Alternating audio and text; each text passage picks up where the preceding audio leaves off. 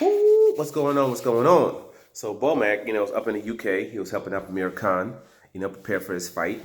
And obviously, as you're going through all the different things, you have interviews. And obviously, one of the things that's going to be brought up is Terrence Crawford. So Bomac pretty much he said that, hey, what they will, if he can't get the Earl Spence fight, then the next thing for them to do is to try to go up to 154 pounds and unify up there.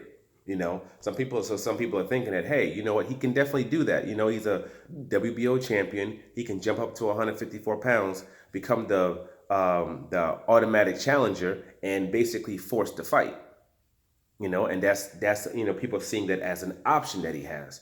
Well, from what I believe, according to WBO rules, number one is that, yeah, you can do that if a mandatory hasn't been called already. But a mandatory already has been called, and Zoo is the mandatory. And Zoo paid, got to step aside money so Undisputed could happen. So Undisputed could happen. So since he's stepping aside to have so Undisputed can happen, he's not going to be punished for that. He's not going to get punished for that. He's going to get his shot. So after this Castano fight is done, Zoo's getting his shot. And then after that, the IBF mandatory also is going to be called. So I'm not sure which one's going to have to be done first, but him and Castano even do fight, whoever's undisputed at that point, they would also have to fight the IBF mandatory. Because that was about to be called. Again, it wasn't only because of Undisputed. So people who are making sacrifices right now so Undisputed can happen. And they're not going to get punished for that. And also you're not guaranteed necessarily, even if Zoo wasn't there and that mandatory wasn't already called, I still don't think he would have been able to use that. If you look at somebody like a Canelo Alvarez, he has a WBO belt. Demetrius Andrews has a WBO belt. He's moving up. He's not the mandatory. He's not the automatic guy getting the shot at that belt. He's not. So clearly the rules don't necessarily fall like that. And I understand people, see that there's been a history of Terrence Crawford pretty much, being able to move, like he moved up from 140 to 147 in order to get the WBO belt, and they used that rule in order to make that happen. But people need to understand, they didn't make that happen for Crawford. They made that happen for Bob Arum. We call it what Bob orders. Most of the people who hold belts, WBO belts, are from freaking Top Rank. A lot of the Top Rank fighters hold, the WBO belts. They call it what Bob orders. Top Rank, the person that Terrence Crawford is suing right now. Bob Arum, the person that's, Terrence Crawford is suing right now. So this is what Terrence Crawford's going to do. He's going to go over to what Bob orders and tell them, hey, I want you to do me this favor. I want you to make me the mandatory challenger to that guy over there and help progress my career while I'm suing your guy, Bob Arum. It's not happening. It's not happening. People want to talk about politics and business. They don't get no more political than that. The main guy that you work with on a consistent, regular basis, he has major issues with this guy. And this guy's going to come over here and you're going to give him some favors? It's not happening, especially a minion, somebody small. It's not even somebody that's not like an Eddie Hearn or it's not like it's an Eddie Hearn or like an Al Heyman type of situation. No, it's nothing like that. And you're going to do that. It's not happening. It's not going to happen. He's not going to get that.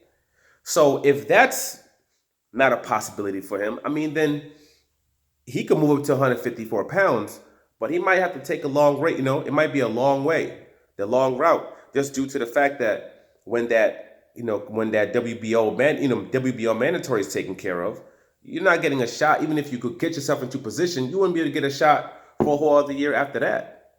And I'm wondering how exactly you're going to get these fights done that's going to put you into position. Again, I don't know who's backing this guy. I don't know who's backing him. People always talk about free agent this. You still need somebody backing you. So can whoever's backing him put him into position where he can become that, where he can get these fights? What network is he going to fight? Who is he going to fight? Most of the top guys that are known at 154 pounds are with PBC. So this whole philosophy of I'm going to get what I want, but I'm going to somehow still go around this, this group, it's very difficult. It's very difficult. To get this Spence fight, you have to go to PBC or Spencer Ugas or whatever it is. You have to deal with them. There's no way around it. You got to deal with them. If you want to, snub your nose at that and say, oh, I'm going to go to 154 pounds, you still have to deal with them. Most of the known guys are with PBC. Most of them are with PBC. All the champions are with PBC. Even if you have to face Castano, even if you wanted to face Castano, let's say the fight doesn't happen between him and Charlo, and Castano sitting there with the belt. Obviously, the Zoo fight's happening. Even if you wanted to do something with that, Castano's a PBC fighter. He's PBC too. There's no way around it. You're going to have to put your ego to the side, and you're going to have to go ahead and talk and try to work things out with these people. And if anybody's also thinking that he can, because the money might be different when it comes to splits and things of that nature, when it comes to Charlo, if anybody's thinking that PBC is just going to go ahead and let Crawford, fight for 3 or 4 belts, where then if he wins, he has all control over those belts, you out of your goddamn mind. That's not happening either. It doesn't matter how much belief they have in Charlo, they still understand that this is a skilled person and what he's capable of doing. They're not going to just let him fight because it's, quote, monetarily an easier fight to, quote, make. He wins that fight. There's a lot of repercussions to that. Now he basically controls the division. Yeah, you have all these fighters now. Yeah, but he controls the division. Yeah, that first fight is, quote, easy to make. There's fights after that, though. What goes on after that? What goes on after that? So they're not going to just let him come in there and where he can put himself into position where he can, quote, have all this control, And even if he put himself into a space where he could, he can force a WBO belt, they don't got to put all those other belts on the line. Who says they got to put all those belts on the line? You don't got to put all those other belts on the line. You can keep all those other belts and say, all right, cool, yeah, we fighting for that WBO belt, even if he was capable of doing that. So Terence Crawford still wouldn't be undisputed. He still wouldn't be. He's not gonna be able to come in there and try to big boss anything. He needs to stop being stubborn, come there humbly, and try to set up some kind of deal. And yes, it's gonna be a multi-fight deal. It's gonna be.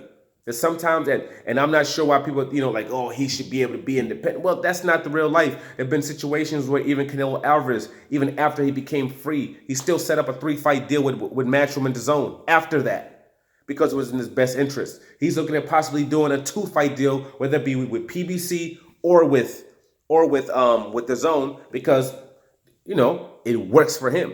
It's a deal that works. So he's willing to do it. Floyd Mayweather did a 6-7 fight deal with Showtime. Didn't need to do it, but he did it because it was something that was in his best interest to do. So people need to kind of get off this whole, free agent. Being a free agent is not necessarily good. You still need the networks, and you still need the fighters to fight, who are mostly usually with these platforms, whether it be PBC, with Top Rank, with whoever, Fight on DAZN. Usually the fighters are still with those. So the fighters that the fans are going to actually want to watch and see, they're usually with these outfits. And you still need that network. Okay, so you're still going to need these partnerships regardless. Regardless, you're going to need these partnerships. People say, oh, Devin Haney, he's a free agent. Where is he fighting all the time? DAZN. Who is he working with all the time? Eddie Hearn. There's his partnerships. Okay, those are the people that he's consistently working with on a fight on a regular basis, and hasn't worked with anybody else. The only person that's doing anything different is Canelo. He's what you call, and obviously there's an exception to the rule.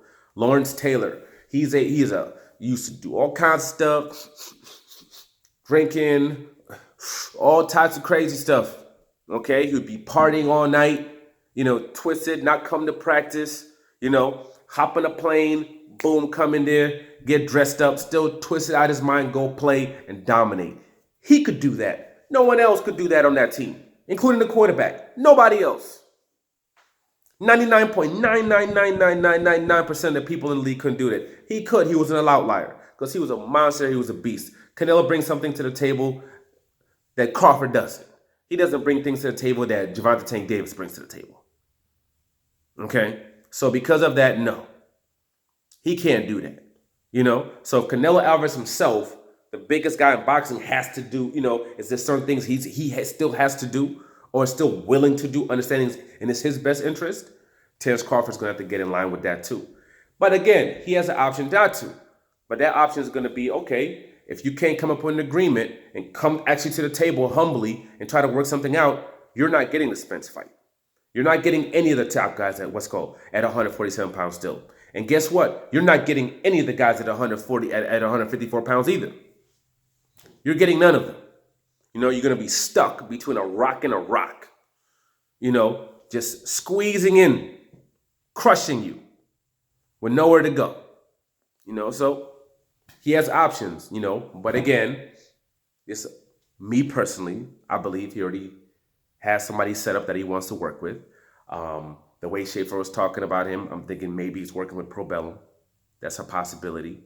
I understand that he's still trying to get a deal done with DAZN. He was still trying to get a deal done with Eddie Hearn, which all that right there should tell you that he doesn't really want these fights anyway. So far, with the moves that he's been making, forget what he's been saying, with the moves that he's been making, it doesn't seem that he wants any of these fights. It seems as if he wants to go with that top rank formula where he wants to get a multi-fight deal, where it's guaranteed money, a good amount of money, and he can do these fights, have that longevity, and stack up that bread, and then maybe later on in the future do like some massive fight when he's on his way out of the game. That's what I think he's trying to do. But hopefully I'm wrong. I like being wrong when I say things like this. But we'll see. It's very rare, but sometimes I am. Like, subscribe, share. I'm out.